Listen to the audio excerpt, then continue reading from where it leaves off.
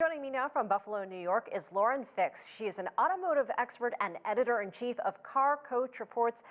Lauren, some big companies several years ago predicted that we'd see more driverless cars on the roads by now, but we've seen a few fatal accidents in recent years, for example, with Tesla, and that made news.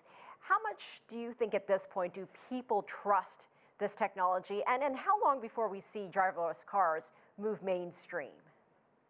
Well, I think trust is a huge factor with consumers. I mean, think about it. If you're willing to trust a vehicle to take you someplace and the government still hasn't made the regulations, it's entirely possible there'd be no steering wheel and no pedals. Now, I know you were showing that there was a person in the passenger or the driver's seat kind of assisting, but this is something that hasn't been confirmed yet. So they're looking at the final product to have no steering wheel, no pedals. To me, that's an amusement ride, and I think a lot of people have a very large concern if there's no one there to grab the wheel or a way to stop the situation.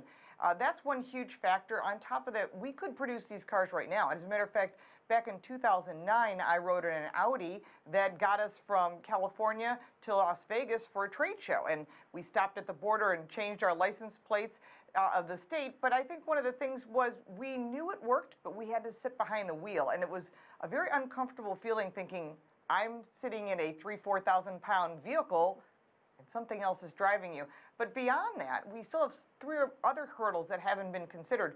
We still have weather, which no one can control. And if it starts raining or snowing or a windstorm or whatever might happen weather-wise, if the radars or LiDAR cannot read the lines on the road, it's going to ask you to take over. What happens if there's no steering wheel? I would be very concerned that it would pull over on the side of the road and make you wait.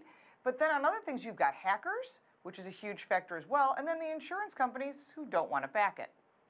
We've seen some public transport options being tested, buses in China, for example. And then we had that story that you saw, the robo-taxis in China. That all being said, what you mentioned, do they have a greater appeal, or is this being looked at in a new way, being that we're in this coronavirus pandemic and there are less people involved?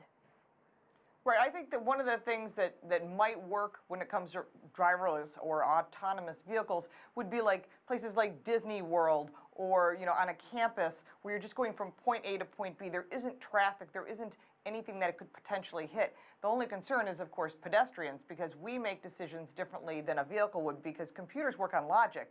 And we obviously have other factors that we absorb. And I think that's a big factor. I think consumers would feel comfortable with that more so than autonomous vehicles. Not that they're not possible, because we're not actually thinking it's going to make it to market until at least 10 to 15 years from now. You need 5G. It has to be acceptable. And the one factor that's not being discussed with 5G is the potential microwaves or the impact from a human standpoint. We don't know. Some countries have already said we're not going to have it.